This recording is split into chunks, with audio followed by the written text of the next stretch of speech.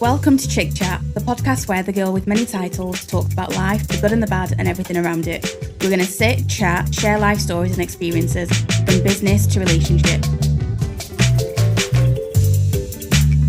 Hello and welcome to another episode of the Chik podcast. I am back, and hopefully back for a very long time. So this week I wanted to get straight back into it and talk about some unpopular opinions that I have when it comes to building brands, because over the last few months, loads has happened, and I will go over some of it in another podcast. But one of the biggest things I keep seeing pop up is about branding and personal branding and business branding. So I thought it'd be a really good one to, get started with. But if you are new here, we normally start with our challenge of the week or tip of the week. We then move on to how are you actually doing, and then finish with a win of the week. So for me, my challenge of the week, really, to be fair, is stepping away from the business. When I say I'm actually stepping away, I'm really bad. So I'm not like running the day-to-day things anymore. I've got a team I can trust, and I've got team members that actually passed probation this week, which is really, really great. Honestly, it's so good.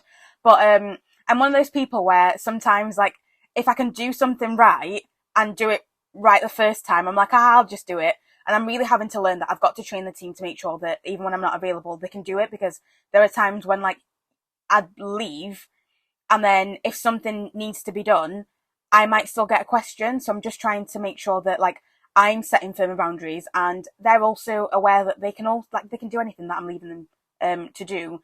So yeah, that's my challenge of the week, kind of just stepping back and not being so like, do this, and just kind of letting them get on with it. Right, let's get straight into it. So I've got 5 unpopular opinions. And I went for 5 because I think I can keep going, but I think these are kind of the most important ones. And what I want to do is give you examples of what maybe I'm doing or have done within, like, my own personal branding or the business, and what we're seeing across the board with clients that we're working with, or with just people that we're working with in general. So first one is that people don't believe that a personal brand and a business brand can go hand in hand. Now, I'm going to use myself as the perfect example.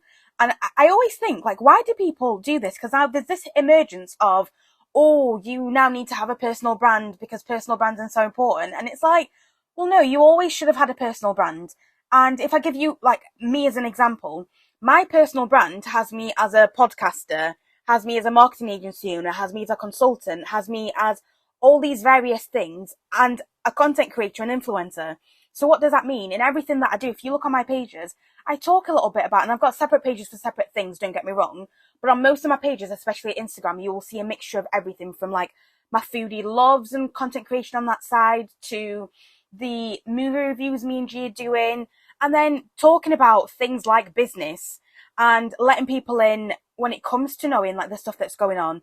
So one thing I always say is, I've made a successful career because of my personal brand. I've been able to leave things to the side, like mostly muffins, because when it came to it, it was too expensive for me to carry on with what I was doing. However, my personal brand allowed me to be able to turn around and say to people, okay, this is what I'm going to do, and this is where I'm moving on to. But in everything I've always decided to do moving on, I have loads of loyal supporters. Even when people come to work with us within CFM, like I said at the beginning, I'm not the person that's even in that day-to-day anymore. I have team members that have their own clients that they work on. I will jump in for the bits because I still love, like, the content creation side of it and the stuff that I do love on the day-to-day side. But I also know that there are things that I should be focusing on that's way above, like, in terms of, like, the task triangle, as they call it. I'm at the top of that task triangle. So should I be doing the stuff that my staff's doing? No. However, when I want to jump in and do it, I can do it. Why? Because I'm able to do that because I have a personal brand that's worked. That means I can jump into different things. So whenever people talk about, and this is the thing as well, like I always say, your business is your baby. So even when you start trying to figure out how you're going to communicate in different ways, and in terms of your different brands, if you don't know what your personal branding is, it's going to make it really difficult for your business branding. Because if you look at CFM branding, for example, you go to the agency and you can see that I am involved within the team, but you can see that the rest of the team's also involved. They will create the captions, the hashtags, whatever it is, the ideas. I jump in as and when I need to and when I want to, but I don't need to be involved in that every day. But that's come from me knowing how I talk, how I want things to be, and the fact that I don't want CFM to be so far removed from me that it looks like it's a completely different brand. Whereas when I first started Nina, even though it's, again, to do with me personally, and it was based on the fact that, in terms of my language, mother in Bemba is Nina. And yeah, I always used to think, well, I want to have this whole separate business where people can look and like not know that I'm involved. But I've made the decision that I'm happy to know that I'm happy for people to know that I'm involved. However, my business branding and personal branding, you'll see there are similarities, but they're not the same. And this is where I think that people forget that you can branch out, because you are not just that one business. And with the clients that we work with, especially at the moment, I've branched out on my consultancy work to be working with multimillionaires and people that are getting towards making their millions. So these are people that are multi-passionate, have multiple businesses, do different things. And there's one client at the moment specifically that I'm working with where they've got at least 10 businesses. And I started working on their personal brand quite a while ago, but it's very clear to see that in terms of what they specialize in, that's not just who they are. They are a father, they are interested in so many different things that actually, when you put that together as a business brand and a separate brand, a personal brand, when it's a personal brand, you can see that whenever they get new clients, whenever they get into work with new people, those people are looking at their personal brand and going, oh, I see that you like to play golf. I see that you're a dad. I see that you love to go running. I see that you love to do all these things. And that personal brand helps sell their business as well, because people feel like they already get to know them. So when it's coming to then knowing, liking and trusting whatever their business is going to be, people know, like and trust you as a person and then move on to your business. And I remember saying to one of our newer clients, this client works in property, and I was saying to them, I bet you that when you've been talking to other people, you've been saying that you're going to be working with Chikumo rather than CFM. And he was like, yeah, you're right. How did you know? And that's, again, because even though I've got another member of the team that looks after this client, I do the onboarding side of it. They see me and they go, oh, I'd love to work with you. And we do still work together in a different capacity, but day to day, they are working with my team. So they come on feeling like they know who I am. So personal brands and business brands do go hand in hand. Period. Like, that's it. Number 2, authenticity and community trump algorithms. I will say this till the day I die. I always say, so we've had a couple of clients, and actually this property one I was talking about is one that I'd said, no, we're not going to start your TikTok. And I've had another client that I've said the same thing. Why? Because when you look at to me, it's consistency that's the most important. Algorithms, you can go viral multiple times and not make a sale off it, not have a download, not have whatever. However, if you are consistent and you get people to know your brand, your personal brand, who you are as a person and what you want to specialize in and what your business is, the algorithm's never going to matter, because at some point, that consistency, I always say consistency means you are always improving. You are getting better as a content creator, as a business person, and in yourself. Like, it's personal growth. Like, you are constantly growing to the point where the algorithm, at some point, you'll have seen, like I always say on TikTok, I've gone back. So actually, weirdly enough, my biggest viral video was one that I started with G, that's on something like 8 point something million. And that's because I started a 30-day challenge where I was showing people that TikTok's not dead. So I'm going to show you in 30 days. I'm going to teach you on my TikTok, but I'm going to show you the examples on mine and G's TikTok and show you that it can be done. And that's where, yes, the algorithm did us a favor, and we've got, and I think it's something like 30 days, we run like 4,000 followers, and I've not been that consistent on that one, and I don't really have a strategy on that one just yet. However, I know that because I try to create as consistently as possible, it might not be for that page, but whether it's for clients, whether it's for me, and on other pages I'm doing, I'm always learning what is working, what's not working. I'm always learning what I want to be doing more of, what I want to be doing less of. And at some point, the algorithm is going to go, happy days, we really like you. You've been doing everything right. You've been spending time engaging. You've been maybe shopping on TikTok Shop, or you've been spending time on like Instagram Reels and engaging and whatever else it is. We'll give you a boost. And then that's when you go viral. But that virality only matters if you have a very good message, because again, the videos that go viral are normally the videos that you don't expect to go viral. So when it comes to you going viral, if it's like a really random one, like one of mine that went viral was about me having the soft life. Has that got anything to do with business or building an emailing list or anything? No, absolutely not. However, people have been able to come onto my page and go, we can see that you own a business. We can see what you've done in the past. We can see what you like talking about on your TikTok. I want to be one of your clients. I want to work with you one-to-one. And I think the great thing as well with that is people get to see that. I always say, like, we work with people that, whether content creators or in property, musicians, we've got such an array of clients that it doesn't even matter what you do. If you follow the advice that we give you, it's the exact same across the board. And when you're authentic, that's what builds a community. And I've always said, even on my Instagram right now, I do not have 5,000 followers, if that. But I've been able to make a living off that. And I've made a living as if I've got 20,000, 30,000 followers.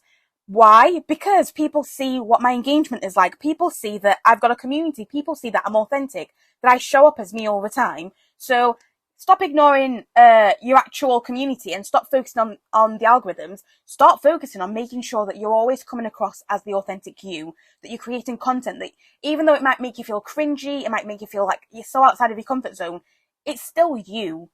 Right, number 3. Embrace relatability, and reject corporate facades. And again, this is a hill I am willing to die on. Don't get me wrong, I think there's still an element of, on certain platforms like Instagram, you need to come up and show up as mostly being perfect, but that's changed quite a lot. Whereas on TikTok, I show up, like I'm doing this podcast right now in my bed. Like, if you are watching it, you can literally see me in my bed. If you're listening, I've got my laptop on my lap. I'm sat in bed. I'm covered up. Why? Because the cleaner was here. I didn't want it to feel like I was, like, that she had to be quiet. But I could still record this podcast in bed. And I'd said to the team, I'm going to have this podcast done. It was supposed to be done yesterday. But I said I'm going to have it done today. I've got a plan. It's going to be okay.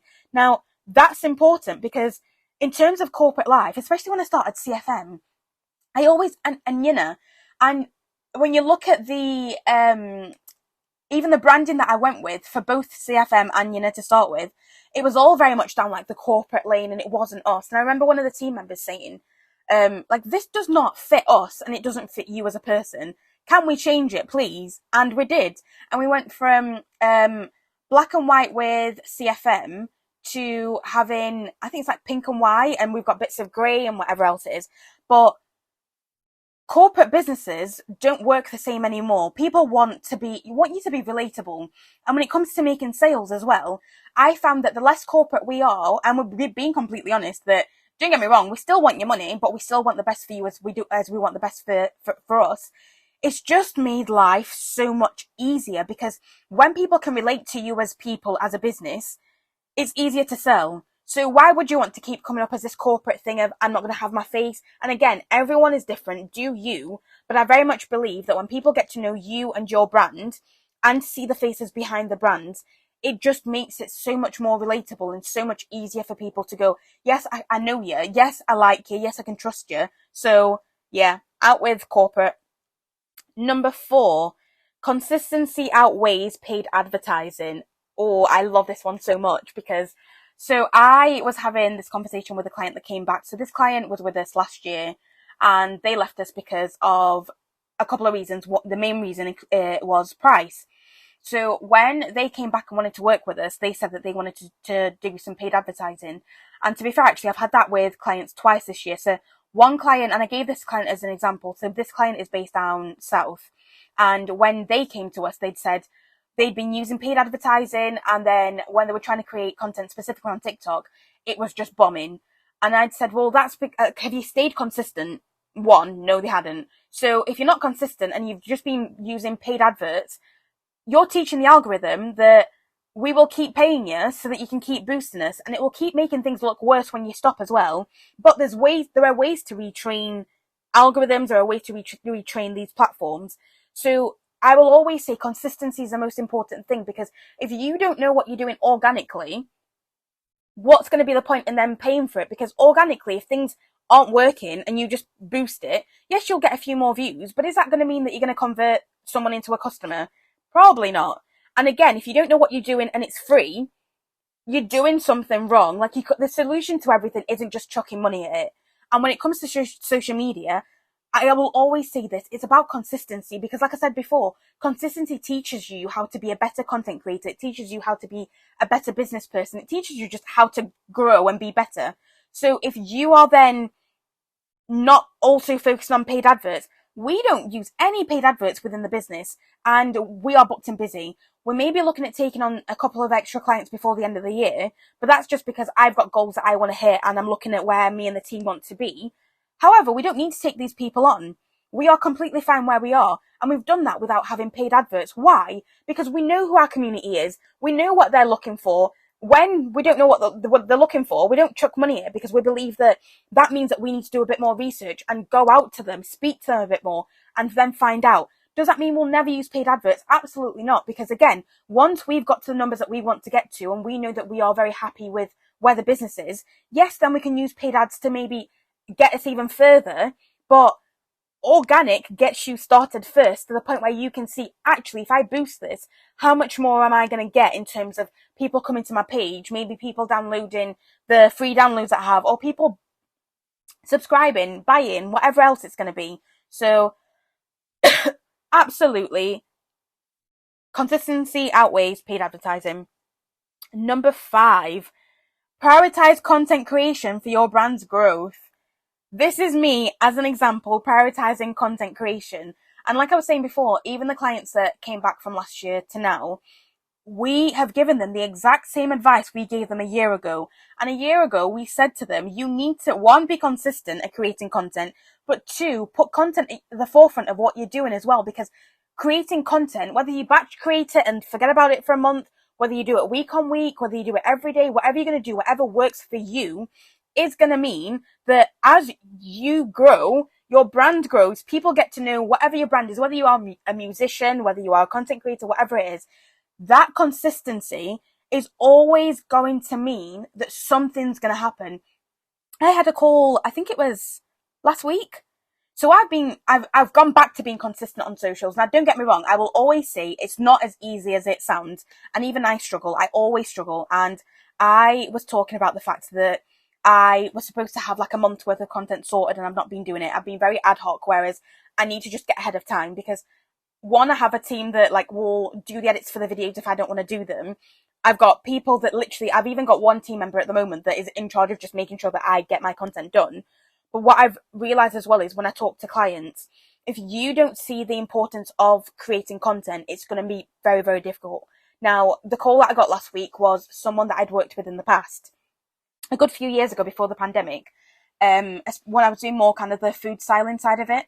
But because I'd started being more consistent with posting on socials and what I've been talking about in terms of like what we're doing within the business, it's meant that that person has carried on watching what I've been doing, seen me get better and better, and after a few years has called me and been like, can we work on this project together? Now, whether the client accepts and whatever happens, whether that happens or not, it just shows you never know where money's going to come from. And I think that's also an important part, that the return on investment when it comes to business, you're never going to see where it's coming from when it comes to content creation, because unless you're doing a paid paid campaign, it's going to be clearer there. However, when it's organic, like I said, someone might come to you within a week of seeing a post. Sometimes it might take them a month. Sometimes it might take them years. Sometimes it might be someone that has followed you, that recommends you to a friend and goes, yeah, I've seen them over these few years.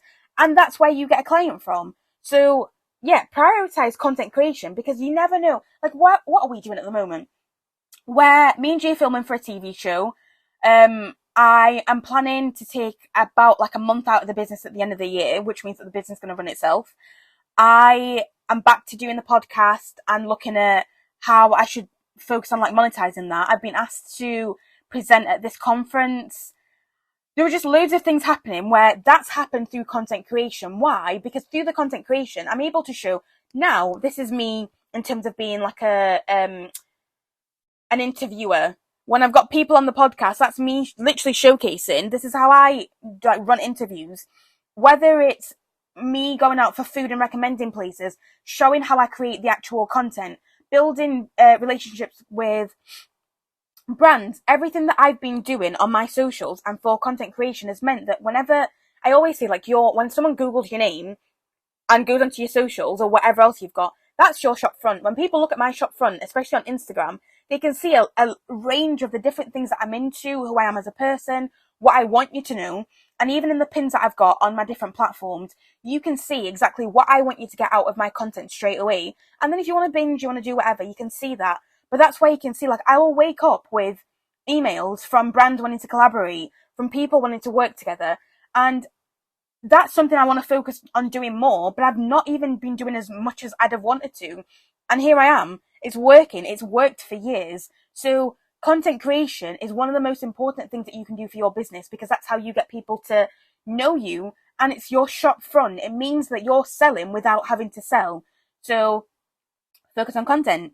Right, I missed the whole, like, how am I actually doing? And so I'll do that with the win of the week now. But I'll just finish by saying, I know that some of these opinions, like I said, they're unpopular opinions, but these are things that I've seen have worked personally for me, for clients, and it's what we're advising clients at the moment. Not saying that one shoe fits absolutely everyone, but generically, to be fair, this advice does generically fit, because like I said, whether you are a content creator, a musician, a business owner, whatever else it's going to be, this is the same advice we are giving everyone. And it's the advice that I follow myself. So I really hope it does resonate with you. And if it doesn't, or you've got questions, feel free to send me a DM, feel free to send me an email, whatever you want to do. But yeah, I'm going to wrap it up there. So how am I doing this week? Do you know what? I'm really good. Mentally, I'm doing really well. I am a lot more organized. The business is just doing really well, to a point where, like, I can kind of just not shut off, but I can focus on catching up with the things that I've wanted to do for the last few months. So that's really good. Working with just great clients that, like, when you're learning from people as well, that's what I really love. Like, not only do you get to me, it's a partnership. So the partnership within, like, my staff, within the clients that we have, it's really nice to see, because we're all growing together as well. And what is my win of the week? Do you know what? My win of the week, I went for lunch with my mum on Monday, and we'd said, oh, we'll go out, and I cleared my calendar. It just ended up being like a really sunny day, to the point where, like, I came home and I was like, gee, look, I've got a tan. But it was just such a nice day. So my win of the week was I spent time with both of my parents separately, and we spent time with them together. So it's been very much like a family week, because then we went and saw G's family as well. And it's just been one of those weeks where, yes, it's been busy, but I've been able to get so much done and focus on, like, self-care and, like, the relationships that we have, that next week I'm going to be out, like, 3 days of the week out of 5. And I'm not even stressing, because I'm so far ahead. So win of the week is, one, getting to spend time with family, but two, also being able to get so far ahead with everything that I'm doing, which I absolutely love. But yeah, I'm going to leave it there and say thank you as always for listening. Please keep liking, subscribing, commenting, sharing the podcast, because yeah, it just, everything that you do is just such a massive help. And yeah, you're getting to see it week on week, I suppose, as well, with how life is starting to transform and change and do all of that. So thank you as always, and see you next week.